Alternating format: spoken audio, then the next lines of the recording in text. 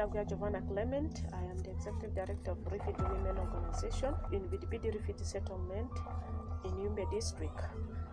This organization was formed in 2020 by a group of women here. After realizing that the voice of the women were not heard, we considered the leadership at the settlement were all dominated by men, and also the issues pertaining women were not tackled. That's when we came up with this group with some of the RWC's leaders. So after the formation, we registered with the Romagi sub-county at Yumbe district, and also in that formation we have done some small activities with the help of ICANN South Sudan. We are able to train women, 10 women on tailoring, and also during the Amata program we were able also to involve the women leaders to hear their voice, and their complaint concerning the women leadership. Why are they not considered in the leadership at the refugee settlement? And currently in 2021 we realized that almost 87% of the total population at the settlement is based with single mothers and children. So as Refugee Women Organization, we are hoping to make sure that we do some activities that can be able to give voice to the women. The women at the settlement are traumatized. You see, the burden of the family depends on them. Most of them ran away without their husbands. Some of them lost their husbands, and you realize that they are the one taking care of the family. All the burden of the children are on them.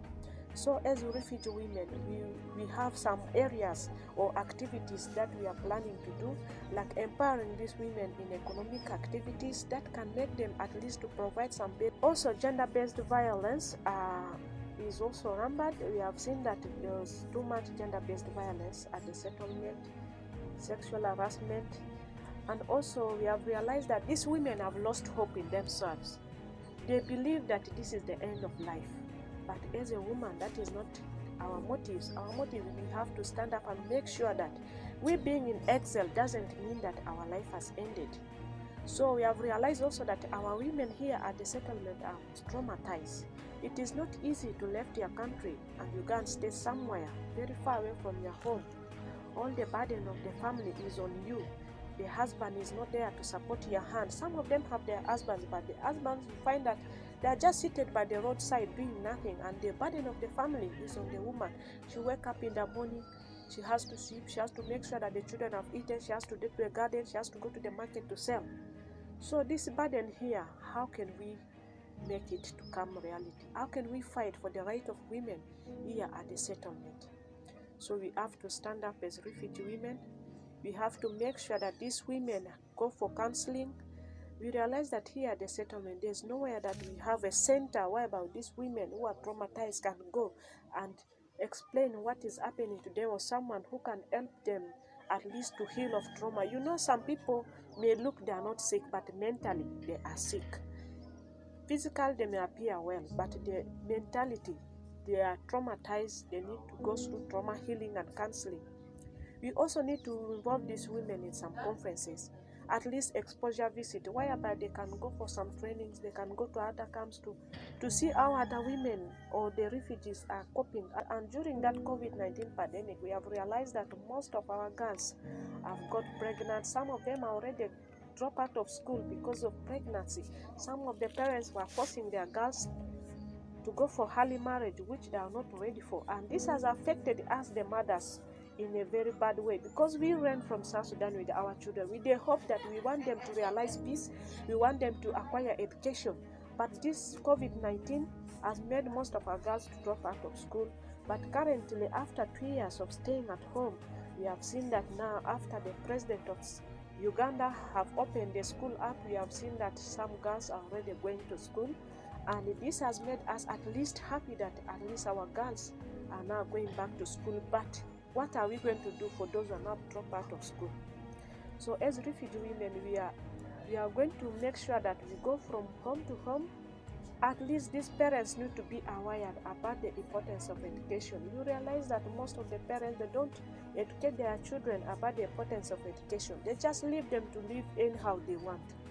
Even in the morning, they cannot tell them that or you revise your books, or bring for me your books. We understand that most of the women are not educated, but you should emphasize what happened to you not completing your education. You shouldn't push it again on your child that, for me, I never studied.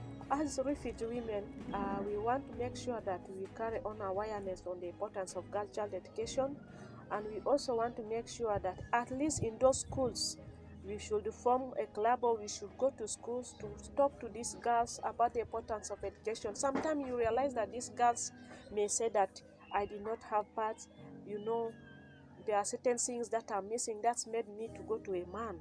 But that is not the reason. As a refugee women organization, we have to make sure that we put the root in these girls, the importance of education. All this issue of marriage can come last. No matter how many years that you have spent in school, marriage will always come. You cannot escape it. But before you go to marriage, you have to prepare for a good future. You shouldn't make your children to go through the same trauma, the same struggle that you have gone to. So you have to make sure that you struggle for your girls. You have to make sure that you make them understand the importance of education in the modern life that you're living in now. And also, being a refugee doesn't mean that you shouldn't take a step in life. That means you have to stand up. If you don't stand up, how are we going to realize peace in South Sudan? We, even here at the settlement, we have that right to stand and speak about peace, and to make sure that all the conflict that happened, or the situation that is happening in South Sudan, we can also address it here as women, because we are being affected badly more than the men. The burden of the family is on us, and the government of South Sudan doesn't consider that. We know that the peace agreement was signed, but it was on paper, not in implementation. What can we do as refugees? What can we do as women? We are the ones suffering. We are the ones giving birth to these children, and these children are missing out. Even those ones who ran here with, they are not acquiring education. That's why we have to make sure that we at least make the awareness to the mothers, to the parents, to the community leaders, to the girls, to the boys. And also we have some programs that can engage these girls, like to involve them in sport activities that can at least make them, whenever we gather them for sport activities, this is why we may also be able to give them a voice. It doesn't mean that being in sports is only for men. It is for everyone. As for me, I started playing football all my life when I was 12 years, even up to my secondary school. Even my institution, I was playing football, and I was studying for free in Entebbe. I was studying for free. I was not paying any tuition fee. There was nothing that they were asking me for, but the sports skills that I had helped me to study. As a refugee in Uganda, I studied for free.